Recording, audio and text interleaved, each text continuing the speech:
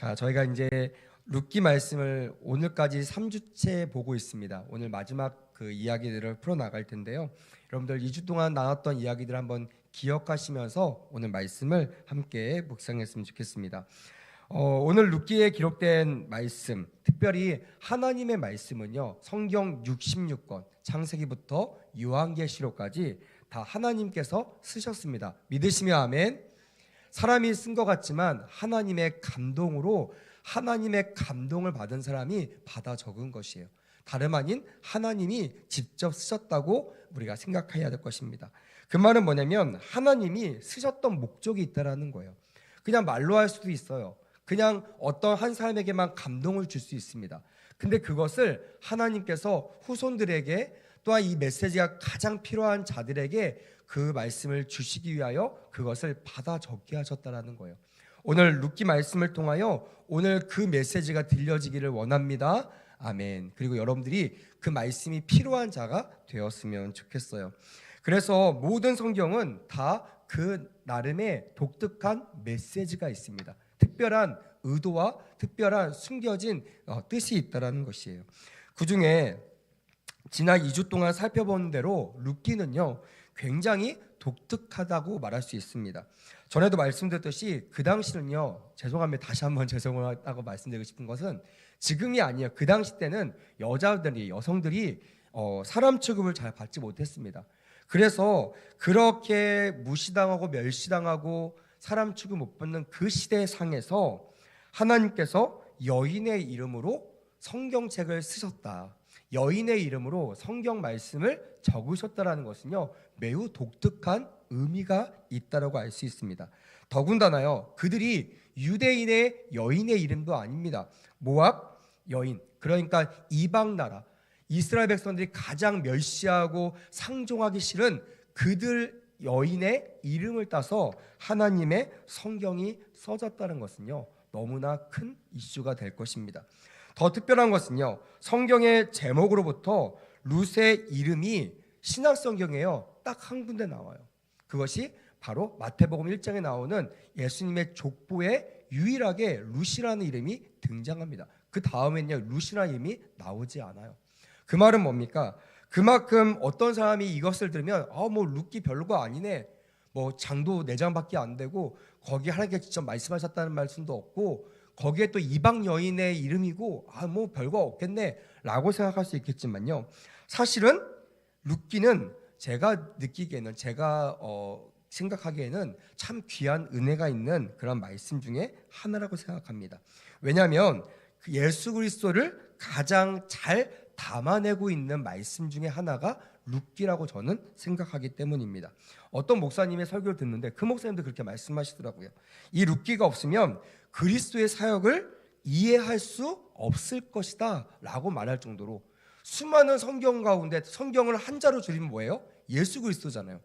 근데 그 수많은 성경 가운데 룻기를 모르면 예수 그리스도의 사역을 이해할 수 없다고 말할 정도로 그만큼 짧지만 가장 예수님의 사역, 예수님의 그 본심을 가장 잘 나타내고 있는 말씀이 룻기라고 여러분들에게 다시 한번 말씀드리고 싶습니다. 왜냐하면 그 이유가 아마 궁금하실 거예요. 그것은 바로 히브리어 고엘이라는 단어가 이 자리에 나오기 때문에 그렇습니다. 성경에는 이 고엘이라는 단어를 기업 물을 자라는 단어로 표현하고 있습니다. 얼마 전에 우리 청년들과 큐티하면서 이 기업 물을 자에 대한 이야기들이 본문에 나왔어요. 참 그 말씀을 묵상하면서 그때 제가 결심을 했습니다. 어느 때 시간이 주어진다면 우리 청년들과 또 우리 모든 예배자들과 이 기업 물을 자에 대한 이야기를 좀 나눠야겠다. 저도 신학교 때 이 말씀을 묵상하면 정말 큰 은혜를 받은 적이 있습니다. 그래서 오늘 제가 말씀을 나누면서 기업 물을 자가 우리에게 어떤 의미가 있는지, 왜 4장밖에 안 될 이 룻기를 우리는 읽어야 되고 이 룻기를 통해서 예수 그리스도를 알아야 되는지를 제가 설명해 드리려고 합니다. 믿음으로 같이 동참해 주셨으면 좋겠습니다. 제가 룻기 말씀을 설교하면서 계속 반복하는 이야기가 있어요. 그게 뭐죠? 이 시대가 어느 시대라고요? 사사시대. 왜냐하면 이 룻기를 이해하려고 하면요, 룻기에 나오는, 제가 처음에 말씀드렸어요, 이 엘리멜렉이라는 믿음의 가정이 살기 위해서 모압 세상으로 떠났다. 근데 이것 때문에 흉년이 왔다라는 얘기를 제가 했습니다. 그때도 말씀드렸어요. 이것을 일반화하기는 쉽지 않아요. 모든 성경의 저주가요, 다 인간 자신의 어떤 의도나 잘못 때문에 일어나지 않기 때문에 그렇습니다. 어떤 건요, 하나님의 영광을 나타내기 위하여 하나님께서 그 고통 가운데 몰아넣으시기도 하고요, 하나님의 안배하신 시간 안에서, 인간은 길지만 천년이 하루 같으신 주님 입장에서 볼 때는 너무나 짧은 그 시간들이 표현되고 있기 때문에 그렇습니다. 하지만 분명한 것은요, 우리가 알다시피 이 룻기를 시작할 때 1장 1절에 왜 이 첫 시작을 이 시대가 사사들이 치리하던 때라라고 말씀하셨냐. 그거는 그때의 상황들을 우리가 알고 있고, 그때의 상황을 통하여 일어나는 결론이 바로 흉년이라는 것입니다. 그래서 우리는 다른 때가 아니고 다른 성경 구절이 아니라 룻기만큼은요, 이 흉년이 뭐 하나님의 영광을 나타내기 위해서, 아니면 뭐 인간의 어떤 순리나 또한 그럴 때가 되었기 때문이라고 해석하는 것이 아니라 반드시 사사시대, 하나님 없이 하나님보다 내 속에 내 옳은 대로 살아가는, 다시 말하면 주인이 하나님이 아니라 내가 되는, 각자가 되는 그런 시대에 반드시 뭐가 온다? 흉년이 온다라는 것이 강한 메시지의 포인트라는 것이에요. 그러면 이 흉년을 어떻게 풍년을 바꿀 것인가? 제가 2주 동안 설교했습니다. 어떻게 하라고요? 세상으로 내려가지 말고 일어나서 어디로 돌아가라? 예수님께로 돌아가라는 거예요. 누구든지 돌아가면요, 하나님께서 한 번도 죄를 짓지 않는 사람처럼 우리를 인도하셨고요, 오늘 말씀은 완벽한 하나님의 조치, 우리는 그걸 좀 어려운 말로 섭리라고 합니다. 제가 우리 청년들에게 정말 많이 강조하고 있는 단어 중에 섭리라는 단어. 우리는 계획을 알 수 없어요. 우리는 언제 우리에게 좋은 일이 일어날지 모릅니다. 하지만 반드시 우리 믿음 가운데 반드시 있어야 될 단어가 섭리라는 거예요.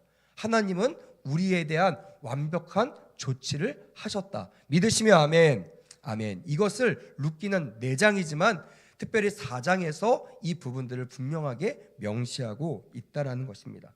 그래서 우리는 이 시대가 사사시대임을 기억하고, 왜 이 시대의 어려움, 흉년이 만났나? 다른 이유가 아닙니다. 바로 인간이 주인이 되어, 내가 주인 되어 살았던 그 결과가 흉년이고, 하나님은 그것을 메시지를 통하여 보여주고 싶었던 거예요.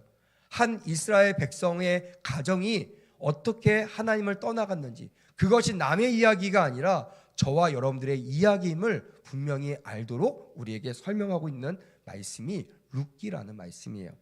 특별히 사사시대는 지금 우리의 시대랑 거의 비슷하다고 많은 학자들과 많은 목회자들이 말하고 있습니다. 왜요? 지금은 주인이 없어요.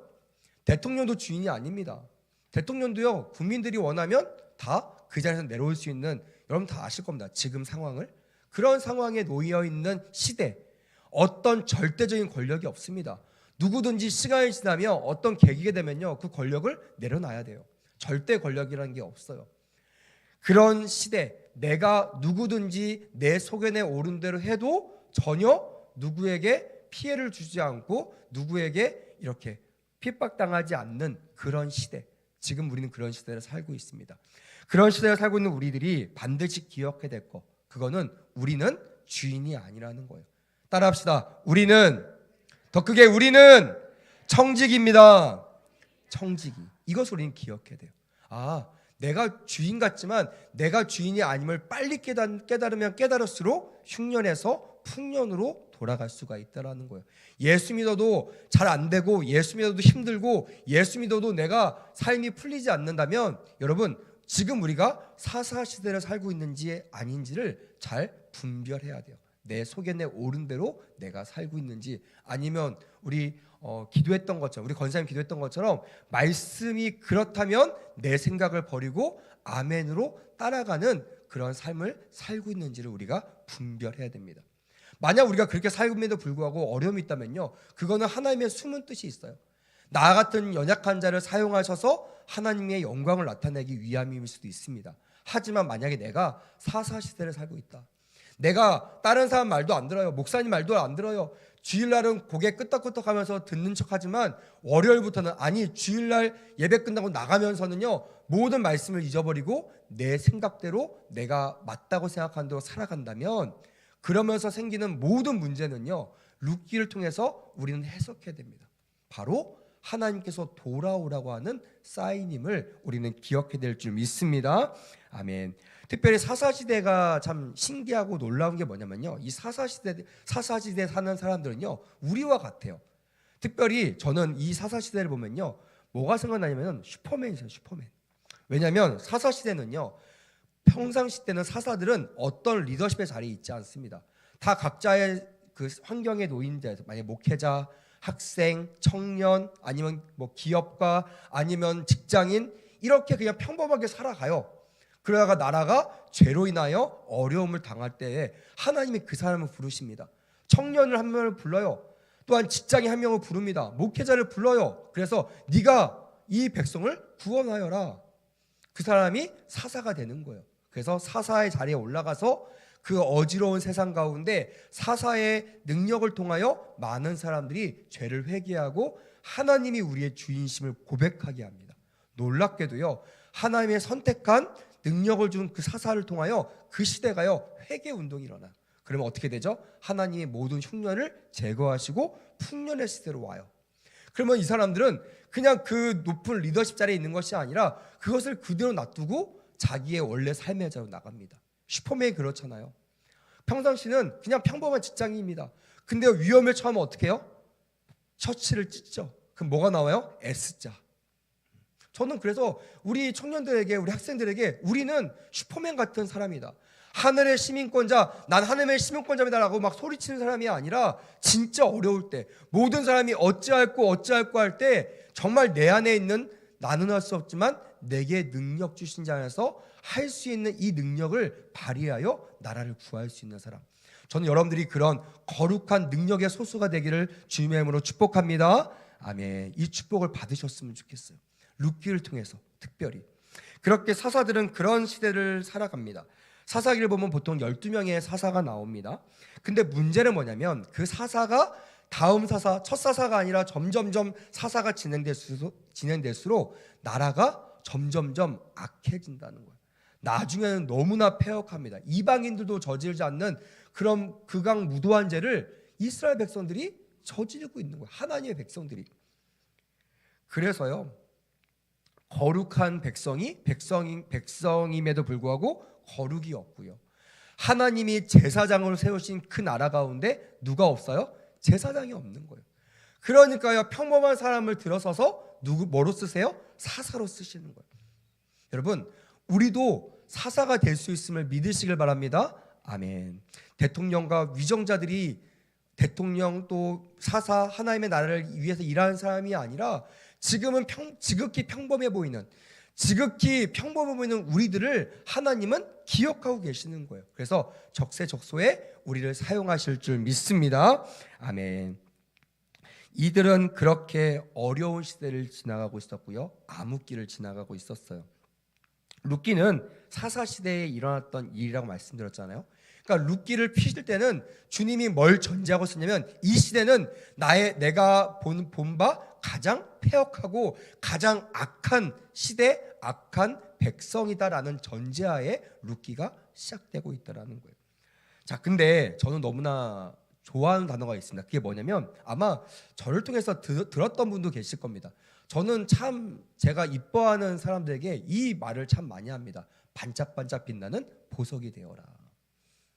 보석도 좋은데요, 보석 중에 어떤 보석이요? 반짝반짝 빛나는 보석. 저도 뭐 이렇게 사역하면서 그런 제자들이 있어요. 기억나는 제자가 있습니다. 뭐 많은 제자가 있지만 정말 반짝반짝 빛났던 제자들이 있어요. 그리고 하나님께서 기대하게 하십니다. 그 제자들이 어떻게 커가는지. 20년을 지나다 보니까요, 어린아이였던 그 제자들이 이젠 성인이 돼서 진짜 반짝반짝 빛나는 삶을 살고 있더라고요. 얼마나 기쁘고 얼마나 뿌듯한지. 여러분, 우리도 이 어두운 시대 속에서 하나님이 기뻐하시는 반짝반짝한 보석이 되기를 주님의 이름으로 권면합니다. 아멘. 그렇게 되길 원하시면 큰 소리로 아멘. 원하지 않으세요? 다시 한번 기회를 드리겠습니다. 그렇게 되길 원하시면 큰 소리로 아멘. 아멘. 여러분들 그렇게 될 줄 믿습니다. 아멘. 왜냐하면 우리가 룻기를 보고 있기 때문에 그렇습니다. 룻기 1장을 보면 흉년을 피해 모압, 즉 세상으로 갔던 한 가족을 말하고 있다고 설명을 드렸습니다. 그들은 하늘 시민권자이지만 살기 위하여, 먹고 살기 위하여 하나님의 시민권을 버려버리고 그냥 가차없이 버려버리고 세상으로 떠납니다. 왜요? 살기 위해서. 바로 흉년이라는 단어 가운데 그들은 하나님께 묻지 않고 살 궁리를 하고 나갔다라는 거예요. 여러분, 제가 말씀드렸죠. 그 땅은 어떤 땅이라고 기억나시나요? 천수답. 기억나세요? 천수답. 하늘에서 비가 내리지 않으면요 1년 내내 농작물이 수확되지 않는, 다시 말하면 먹을 것이 없어 죽을 수밖에 없는 땅이 그 땅이에요. 근데 그런 땅에 살고 있는 그들이 하늘을 바라보지 않고 어디를 바라본다고요? 살 길을 찾아간다는 거예요. 그래서 어디로 갔다? 모압으로, 세상으로 갔다. 너무나 어떻게 보면 황당하기도 하지만 너무나 익숙한 이야기 아닙니까? 우리가 생명이 하나님께로 나옴을 믿습니다. 믿으시면 아멘. 하나님이 우리의 생사복을 주관하신 것을 믿으시면 아멘. 그럼에도 불구하고 우리는 항상 살기 위하여 하늘을 바라봐요? 아니면 세상을 바라봅니까? 세상을 바라보잖아요. 하나님께 매달립니까? 아니면 세상을 의지합니까? 세상을 의지하잖아요. 목사님 다 좋아요. 은혜 받는 거 좋습니다. 하지만 우리는 6일 동안 세상에 살아야 되잖아요. 그 거취가 세상에 있는 거예요. 중심이 세상에 있는 거예요. 아닙니다, 여러분. 여러분들의 시민권은 세상에 있지 않고 따라합시다. 하늘에 있다. 그래서 우리는 하늘 시민권자라는 거예요. 비록 우리가 살아가는 영역은 세상일지 모르겠지만 혼자 가는 것이 아니라 주님과 함께하기 때문에 찬송가처럼 주와 함께하면 그 어디나 어디라고요? 하늘나라. 세상을 밟고 있지만 주님과 함께하면 그곳이 어디라고요? 하늘나라가 되는 거예요. 그래서 저는 어느 날 꿈꿨습니다. 막 세대가 어렵고요, 막 희망이 없다고, 다음 세대가 없다고 기도하는데 하나님께 저에게 한 단어를 주셨어요. 그게 뭐냐면 홀리 투브였어요. 거룩한 통로. 물론 우리가 봤을 때는 다 부질없어 보이고 다 소망이 없어 보이고 다음 세대 망했다, 한국 망한다, 뭐 어떤 사람들 그러더라고요. 세상에서 가장 제일 먼저 망하는 나라가 한국이라고. 여러분 웃기지 말라고 하십시오. 보십시오. 아닙니다. 기도하니까요, 이 시대가 망한 세대가 아니라 준비되고 있는 세대라고요. 할렐루야. 뭐를 통해서? 거룩한 통로를 위해서. 여러분 거룩한 통로가 뭘까요? 바로 하나님의 몸인 교회임을 믿으시길 바랍니다. 아멘. 그렇구나. 이 시대의 소망이 교회에 있구나. 믿으시면 아멘. 그래서 교회가 살아나면요, 다음 세대, 소망이 없어 보이는 다음 세대가 준비되는 세대가 될 것이고요, 거룩한 홀리 투브, 이 투브를 통해서 하나님의 나라를 세우는 일꾼들이 될 줄 믿습니다. 아멘. 그걸 아는 사람은요, 세상에 있어도 세상에 속한 사람처럼 살지 않냐고 하나님을 의지하고 산다는 거예요. 그게 뭐예요? 말씀을 들으며 산다. 오늘 한 친구가 기쁜 소식을 가져가서, 목사님 저 큐티 할 거예요. 깜짝 놀랐습니다. 큐티. 여러분 하고 계시나요? 그러니까 다 이렇게 덤덤하게 하고 계시죠? 못하는 친구들이 되게 많았어요. 근데 저희 청년부 중에 벌써 이제 절반 이상이 큐티 운동에 동참하고 있습니다. 매일마다 큐티를 하면서 하나님의 나에게 주신 말씀을 들으며 살아요. 그들이 목회자예요? 아니죠. 여러분들과 똑같이 세상을 삽니다. 근데 그들은 세상을 살면서도요, 하늘 시민권자답게 살려고 해요. 그게 무슨 뜻이에요? 하나님의 뜻대로 살려고 한다는 거예요. 그냥 세상에서 내 식대로, 내가 살았던 방식, 내가 성공하는 방식, 내가 알고 있는 세상의 이치, 이걸 따라가는 것이 아니라 그 가운데 있지만, 그 가운데 똑같이 살아가고 있지만 누구의 뜻을 따라 산다고요? 하나님의 뜻을 따라 살아간다는 거예요. 그러니 그 어디나 어디예요? 하늘나라가 되는 거예요. 내가 학교에 가면 그 학교가 하늘나라가 되는 거예요. 내가 직장에 가면 그 직장이 하늘나라가 되는 거예요. 누구 때문에요? 나 때문에. 그러니 우리가 축복의 통로가 되고 우리가 복의 근원이 됨을 반드시 여러분들 기억하시면서요, 어깨 뽕 넣고요, 당당하게 살아가시기를 축복합니다. 아멘. 진흙 들지 마세요. 남들이 뭐라고 하는 그거 상관없습니다. 죄송합니다. 뭐라고 하도요, 그 영향력이 1도 없어요. 제일 중요한 거는 하나님이 뭐라고 평가하시는가. 오늘 보십시오. 룻기 1장의 이 가정이 세상 사람 봤을 때는, 이야, 저 사람은 기회가 너무나 좋은 선택을 했어, 저 사람은 분명히 잘 될 거야 했지만 어떻게 됐어요? 가자마자 믿는 남편이 죽어버려요. 괜찮아, 아들 2명이 있으니까. 그리고 아들 2명을 그 이방 나라에서 떳떳하게 그 나라 방식대로 살기 위해서 하나님이 금하셨던 이방 나라 사람과 혼인하는 것을요, 이 베들레헴 사람, 이 하나님의 사람들이 그 일들을 주도해서 해요. 그래서 이 말론과 기론의 부인이 다 이방 모압의 여인으로 며느리를 얻습니다. 근데 여러분, 하나님은 멈추실까요? 멈추지 않죠. 어디까지요? 돌아올 때까지. 그래서요, 정말 이 두 아들이 없으면 죽는 그 여인들한테 죽을 수밖에 없는 환경으로 몰아넣습니다. 너희들이 믿는 것이 그거냐? 주님께서 걷어가시는 거예요. 그때 그들이 바로 깨달았는데 깨닫지 못합니다. 근데 기회가 왔어요. 어떤 기회요? 말씀이 들리기 시작하는 거예요. 여러분, 말씀이 들리면 소망이 생기는 것을 믿으시길 바랍니다. 아멘. 어느 상황 속에서도요, 말씀이 들리면요, 어느 상황 속에서도 말씀이 있으면 우리는 살아갈 구멍이 있다는, 살아날 길이 있다는 거예요. 그거를 아는 사람들은요, 말씀을 주야로 묵상하는 복 있는 사람이 된다는 것이에요. 이렇게 남편 죽고 아들도 다 죽고 나니까요, 이에게 하나님의 메시지가 들리기 시작해요. 하나님이 자기 백성을 먹이신단다. 그러면 어떻게 해요? 여기에 살면 될까요? 안 되죠. 또 먹고 살기 위하여 내가 하나님께 돌아갑니다. 이유가 어찌됐든 하나님의 계획대로 된 거죠. 두 며느리가 있었지만 한 며느리는 재차 권했을 때 그냥 친정으로 돌아가고, 한 룻이라는 며느리만 어머니의 하나님을 따라 어머니의 하나님께 돌아갑니다. 그래서 그들이 2장을 보면 이제 다시 하나님의 나라 베들레헴으로 돌아오는 장면들이 나옵니다. 지금도 중동에는 그렇지만요, 아버지의 권한이란 너무나 큽니다. 제가 얼마 전에 선교사님들 이야기를 들으면서 한국에서 유학하던 친구에게 전도를 해가지고 예수를 믿게 했대요. 그리고 그 친구가 중동에 갔는데, 집에 갔는데 부모님들이 그것을 알아버린 거예요. 이 아들이 예수를 믿었다. 그래서요, 아빠가 이 아들을 죽이기로 작정합니다. 여러분, 만약에 여러분들 가정에 아들이 뭐 변심이야, 우리말로 하면 뭐 신천지에 빠져가지고 한다고 아빠가 자, 우리 가족해야 할, 이제부터 내 아들을 죽이기로 작정합니다 하면 여러분, 가족들이 동의할까요? 안 하죠. 아무리 신천지가 나쁜 거 알지만 그렇다고 해서 아들을 죽이는 거에 동의하지 않아요. 근데 중동은요, 지금도 아빠가 죽이라 그러면 모든 사람이 다 그 권위에 순종하여 사랑하는 아들을 죽이기로 작정합니다.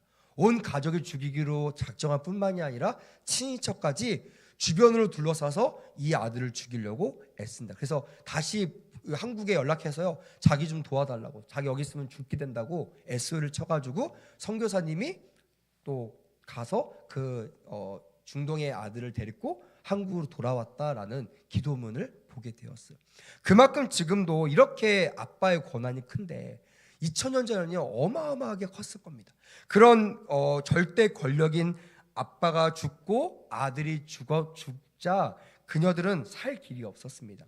근데 그들이 돌아오기로 했을 때 감사하게도요, 하나님은 돌아온 탕자를 기다리셨던 아버지처럼요, 모든 것을 준비하고 계신 거예요. 와서 빌었을 때 그제서야 인신 쓰듯이 그들을 도와주시는 것이 아니라 그들이 언젠가는 돌아올 것을 믿고 아버지는요, 준비한 거예요. 아들을 맞아줄 준비. 똑같이 이 그녀들, 이 홀어머니와 또한 남편이 잃은 이 과부 여인, 이 두 명이 본국으로 돌아왔을 때 하나님은요, 이들을 완벽하게 도와주시기로 조치하셨다라는 것을 우리는 발견할 수 있습니다.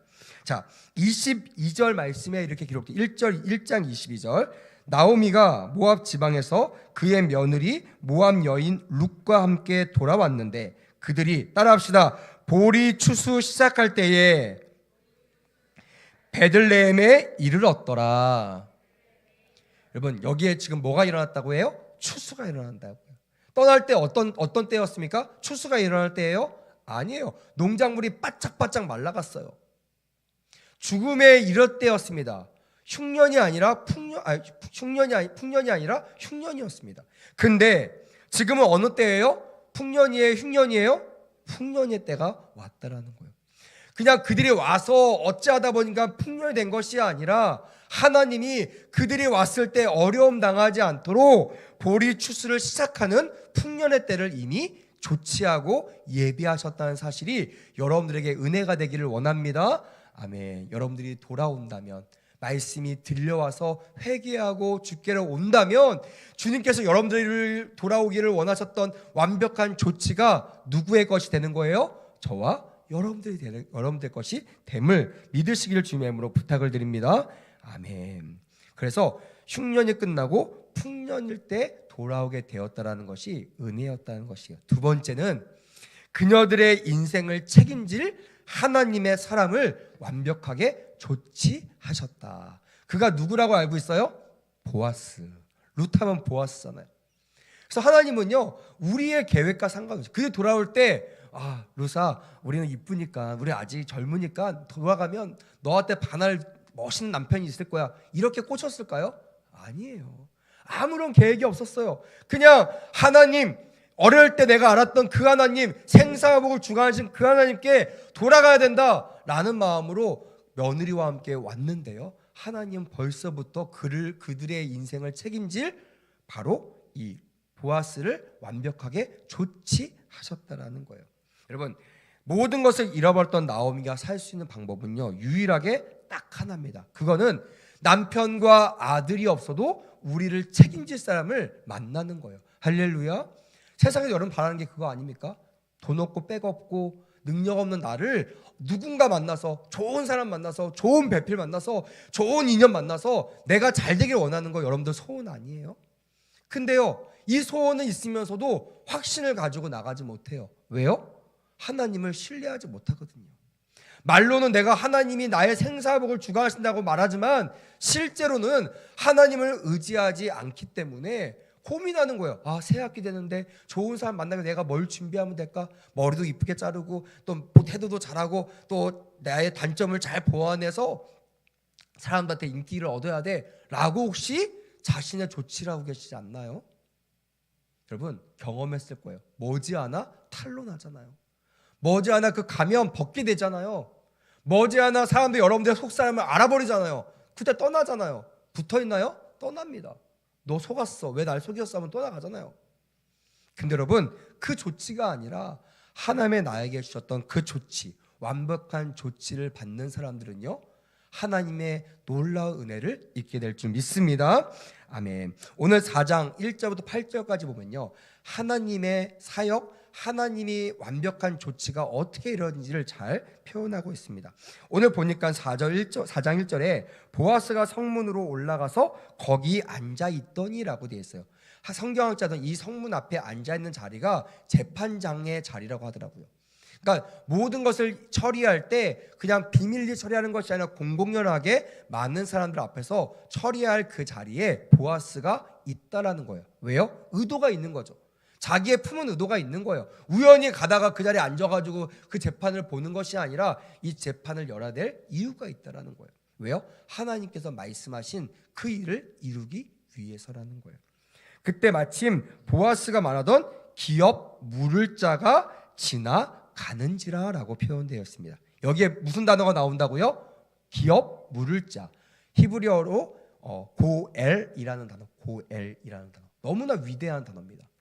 이 단어를 여러분 꼭 기억하셨으면 좋겠고요. 오늘 이 고엘의 은혜, 이 속량의 은혜를 받는 우리 모두가 되기를 주님의 이름으로 축복합니다. 아멘. 이 고엘이라는 단어는 사실은 우리나라에 없는 단어입니다. 세계에서도 찾아볼 수 없는 단어예요. 제가 보기에는요, 이스라엘도 이런 전통이 있었지만 과연 누가 이런 어리석은 짓을 할까라고 할 정도로 참 말도 안 되는 그 제도가 고엘 제도입니다. 예를 들어서 이런 겁니다. 제가 결혼했습니다. 근데 제가 죽어요. 그럼 우리 아내가 남잖아요. 그럼 우리 아내가 내가 가지고 있는 땅을 팔아서 이제 먹고 살아야 되잖아요. 근데 그 당시는 여자가 혼자 남편이 물려준 땅을 팔 수가 없었습니다. 모든 권한이 누구한테 있다고 했어요? 남자한테 있다고 했어요. 그래서 어떻게 하냐면 그 가문의 기업 물을 자라는 고엘이라는 제도를 따라서 내 순번이 되는 그 사람에게 내 재산을 팔 수가 있어요. 이거 보면 약간 이해가 되겠죠. 팔 수 있겠죠. 좋은 땅을 또 싸게 살 수 있는 그런 이득이 있을 거라고 생각이 될 것입니다. 근데 문제는 뭐냐면 이 고엘 제도가 뭐냐면 이 땅을 살 때요, 내 이름으로 못 사는 거예요. 이해가 되세요? 내가 다른 사람의 남편이 죽은 그 땅을 살 때 사면 누구 땅이 돼야 돼요? 내 땅이 돼야 되죠. 내 돈 주고 사니까. 근데 고엘이라는 제도로 사는 그 땅은 내 이름으로 살 수 없는 땅이에요. 누구의 이름을 사냐? 죽은 남편의 이름으로 삽니다. 그러니까 내 돈을 써가지고요, 죽은 남편의 땅을 팔아주는 거예요. 그 돈을 누구에게 줘요? 남아있는 가족들에게 주는 겁니다. 여러분, 이런 일을 하시고 싶은 사람 한번 손 들어 보실래요? 아무도 없을 거예요. 저도 못해요. 저도 하기 싫어요. 저도 그렇게 하기 싫어요. 아니, 내 돈 주고 샀는데 왜 그 돈을 다른 사람한테 줘야 됩니까? 그게 바로 고엘이라는 가. 왜냐면 그게 하나님의, 제가 얘기했죠, 그 땅은 이스라엘 백성들에게 뭐라고요? 유업. 하나님이 주셨기 때문에 내 것을, 내 소유를 주장할 수 없는 거예요. 그러니까 남편이 죽어서 그걸 처리할 수 없는 그들에게 고엘이라는 제도를 통하여 하나님의 사람이 그 값을 치루어 하나님의 일, 하나님의 유업을 이어가도록 하는 것이 바로 이스라엘의 독특한 제도인 이 고엘이라는 제도예요. 이 오늘 1절에 나오는 이 사람도 그걸 잘 몰랐던 것 같아요. 그래서 내가 살게요. 그랬더니 이 보아스가요, 다시 한번 보충 설명합니다. 왜요? 의도가 있어요. 야, 너 잘 생각해. 너 잘 몰라서 그러는데 너 이거 사면 네게 되는 게 아니라 이거 사면 저 사람의 남편 거 되는 거야. 그러면 너한테 돈이 들어가는 것이 아니라 저 가족에게 그 돈이 돌아가는 거야. 그러니까 이 기업 물을 자가 태도를 바꿉니다. 그랬어요? 몰랐네. 야, 내가 내 기업에 손해를 끼칠까봐 저는 포기하겠습니다. 그랬더니 누가 빙긋이 웃어요? 누가 미소 지어요? 이 보아스가 미소 지는 거예요. 왜? 내가 다음 타자거든요. 그럼 보아스는 왜 이게 좋았을까요? 왜 이게 기뻤을까요? 보아스는 뭐 돈이 넘쳐나는 사람일까요? 아까운 게 없는 사람일까요? 아니죠. 보아스는요, 알았어요. 왜 알았어요? 주님께서 말씀하셨거든요. 주님께서 완벽한 조치 가운데 내가 너에게 붙여줄 가족이 있다. 내가 너에게 보내줄 사람들이 있다. 너가 그의 고엘이 되어라. 네가 그들을 책임져라. 주님의 음성을 들었어요. 그러니 그가 순종하지 않을 수가 없고 그것을 기쁨으로 순종하여 나갔다라는 것이에요. 다행히 그가 은혜로 그 고엘 제도를 승낙했고 그의 땅을 사고 그들을 풍족시켜 줄 뿐만 아니라 이방 며느리인 룻과 결혼하는 놀라운 역사가 일어났다라는 거예요. 여러분, 놀라운 게 뭐냐면 저도 어떤 목사님이 설교를 통해 제가 들었거든요. 그 확인한 게 진짜 맞더라고요. 이 고엘이라는 단어의 어원이 있어요. 히브리어는 어원이 있는데 그게 가일이라는 어원입니다. 이 어원이 어디서 등장하냐면요, 레위기 25장에 등장하더라고요. 그 단어가 뭐냐? 지금 우리가 읽는 성경에 그 고엘의 원어인 가일이 기록된 단어가 뭐냐? 봤더니요, 한번 따라해 볼까요? 속량. 이해가 되세요?